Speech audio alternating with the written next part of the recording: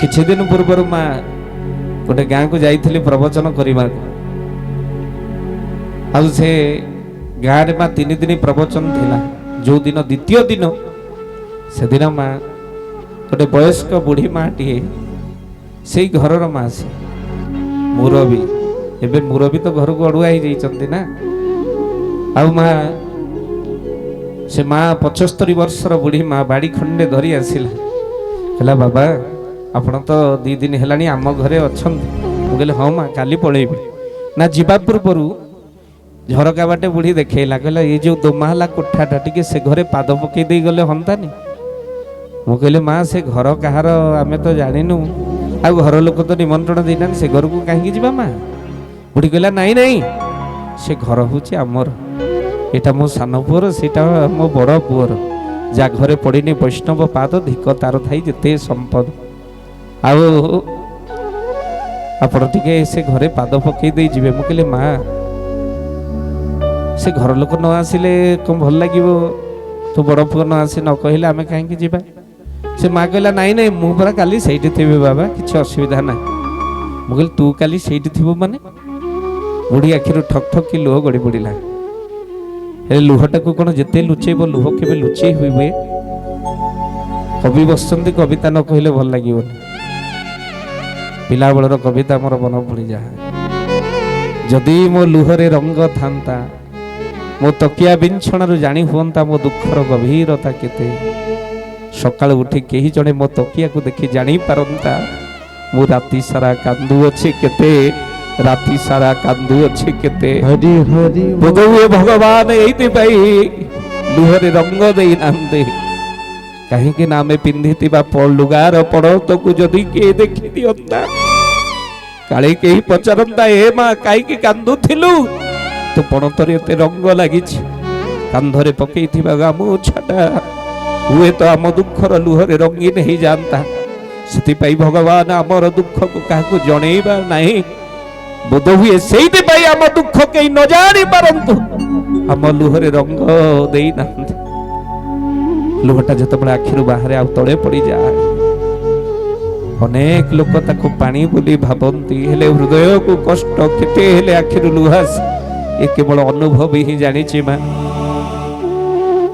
ଆଉ ଆଜି ସେ ମା ଆଖିର ଲୁହ ପ୍ରମାଣ କରିଦେଲା ତା ହୃଦୟର କଷ୍ଟକୁ। ମୁଁ କହିଲି ମା କାନ୍ଦୁଛୁ କାହିଁକି? ବୁଢ଼ୀ କହିଲା ବାବା ଘର କଥା କଣ କହିବି, ମୋର 2ଟା ପୁଅ, ମଉସା ମରିଗଲା ପରେ ମତେ ବାଣ୍ଟି ଦେଇଛନ୍ତି। ସାନ ପୁଅ ପାଖରେ 15 ଦିନ, ଆଉ ବଡ଼ ପୁଅ ପାଖରେ 15 ଦିନ। ଆଉ କାଲି ସାନ ପୁଅ ପାଖରୁ 15 ଦିନ ସରିଯିବ ତ ବଡ଼ ପୁଅ ପାଖକୁ ଯିବାକୁ ପଡ଼ିବ। ମୁଁ କହିଲି ଏ ମା, ତୁ କେମିତି ଜାଣୁଛୁ କାଲି ତୋର 15 ଦିନ ସରିଯିବ ବୋଲି? ବୁଢ଼ୀ ଆଖିରୁ ଆହୁରି ଲୁହ ଗଡ଼ିବାକୁ ପଡ଼ିଲା। କହିଲା ବାବା, ପୂର୍ଣ୍ଣମୀରୁ ଅମାବାସ୍ୟା ସାନ ପୁଅ ପାଖରେ, ପୁଣି ଅମାବାସ୍ୟାରୁ ପୂର୍ଣ୍ଣମୀ ବଡ଼ ପୁଅ ପାଖରେ। ଆଉ କାଲି ଅମାବାସ୍ୟା ନୁହଁ କି? ମୁଁ କହିଲି ହଁ ମା, କାଲି ତ ବଉଳ ଅମାବାସ୍ୟା। ବୁଢ଼ୀ କହିଲା ଯିବାକୁ ପଡ଼ିବ, ନହେଲେ ପୁଅଟା ଦେଖେଇ ଦେଖେଇ ତା ସ୍ତ୍ରୀକୁ କହିବ କ୍ୟାଲେଣ୍ଡର ଦେଖିଲ ଅମାବାସ୍ୟାଟା କୋଉ ଦିନ ପଡ଼ୁଛି। ବେଶୀ କଷ୍ଟ ତ ସେତେବେଳେ ଲାଗୁଛି ଯେତେବେଳେ ଏ ଗାଁ ଦାଣ୍ଡ ଦେଇ ବଡ଼ ପୁଅ ପାଖରୁ ସାନ ପୁଅ ପାଖକୁ, ଆଉ ସାନ ପୁଅ ପାଖରୁ ବଡ଼ ପୁଅ ପାଖକୁ ଯାଉଛି। ଏ ଗାଁର ଲୋକମାନେ କ୍ୟାଲେଣ୍ଡର ଦେଖନ୍ତିନି, ବରଂ ମତେ ଦେଖି ଜାଣନ୍ତି ପୂର୍ଣ୍ଣମୀ କୋଉ ଦିନ ଆଉ ଅମାବାସ୍ୟା କୋଉ ଦିନ। ଯଦି ସାନ ପୁଅ ପାଖରୁ ବଡ଼ ପୁଅ ପାଖକୁ ଯାଉଥାଏ, ଗାଁ ଲୋକମାନେ କହନ୍ତି ଏଇଠି ପରା ମାଉସୀ ଗଲାଣି, ଆଜି ବୋଧ ହୁଏ ଅମାବାସ୍ୟା। ଆଉ ଯଦି ବଡ଼ ପୁଅ ପାଖରୁ ସାନ ପୁଅ ପାଖକୁ ଆସୁଥାଏ, ଏ ଗାଁ ଲୋକମାନେ ପିଣ୍ଡାରେ ବସି କହି ହୁଅନ୍ତି ଆଜି ପୂର୍ଣ୍ଣମୀ। ଆଠୁ ଆଉ ଦୁଃଖ କଣ ହେଇପାରେ? ଆମେ ବି 2ଟା ପୁଅ ଜନ୍ମ କରି ମିଠା ବାଣ୍ଟିଥିଲୁ, ଭାବିଲୁ ଜୀବନ ସୁଖରେ କଟିବ। ହେଲେ ମା, କର୍ମ ହିଁ ସୁଖ ଦୁଃଖ ଦାତା, କର୍ମ ସଂସାରେ ବଳବନ୍ତା। ତେଣୁ ମଣିଷ ଭାବେ ଆମେ ଆସିଲା ବେଳେ କିଛି ଆଣି ନଥିଲୁ, ଗଲା ବେଳେ କିଛି ନବୁନି, ଭୁଲ।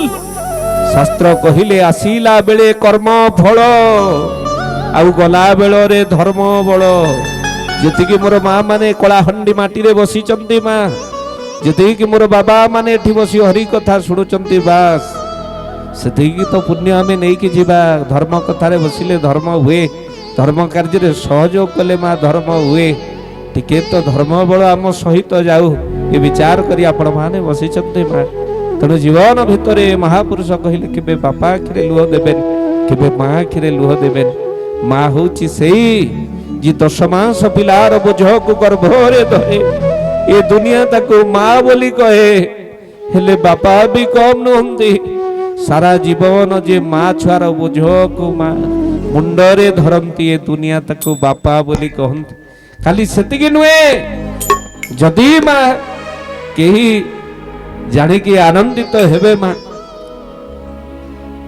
ଯଦି ପଚରା ଯାଏ ଦୁନିଆରେ ମା ସବୁଠୁ ବଡ଼ କପଡ଼ା ଯେ କି ନୀଳଚକ୍ର ଉପରେ ଉଡୁଛି ତା ନାଁ କଣ? ଆପଣ କହିବେ ପତିତ ପାବନ ନେତ।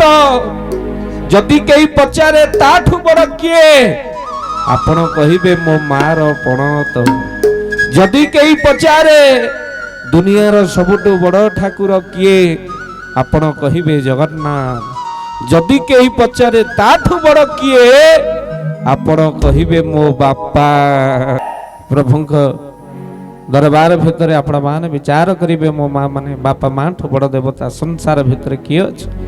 ତେଣୁ नींद अपना भुला कर सुलाया है हमको, आंसू अपना बहा कर माँ नींद अपना भुला कर सुलाया है हमको, आंसू अपना बहा कर हंसाया है हमको। दर्द कभी मत दे खुदा की इन तस्वीरों को, दुनिया कहते हैं माँ बाप जिसको बोला नंदे कबार। हरि हरि बोलो।